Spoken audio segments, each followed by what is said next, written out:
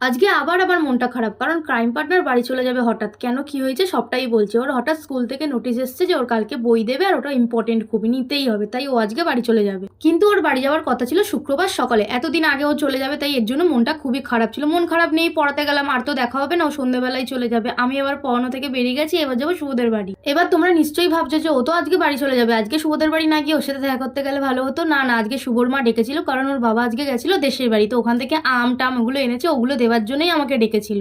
আর তার জন্যই চলে গেছিলাম ওদের বাড়ি, মানে যেতে হয়েছিল আজকে। সেরকম যদি কোনো কথা না থাকতো তাহলে আজকে বাড়ি চলে আসতাম, কারণ ও বাড়ি চলে যাবে, লাস্ট বার দেখা হয়ে যেত। যাই হোক, ভিডিও কলে আবার কথা বলে নেবো। যাই হোক, মন খারাপ করে তো আর কোনো লাভ নেই। এই যে বাড়ি ফেরার সময় মিষ্টি খেতে ইচ্ছা করছিল, অনেকদিন ধরেই ইচ্ছা হচ্ছিল, আর এই মিষ্টিটা নতুন দেখলাম, নিয়ে নিলাম। তোমরা যদি মিষ্টিটার নাম কেউ জেনে থাকো অবশ্যই কমেন্ট করে বলবে। আর মিষ্টিটা খেতেও কিন্তু খুব টেস্টি ছিল। তারপরে রসগোল্লা নিয়ে নিয়েছিলাম। মিষ্টির দোকানে যাবো আর রসগোল্লা না খেয়ে চলে আসবে, এটা তো হতে পারে না, ওটা তো মাস্ট খেতেই হবে।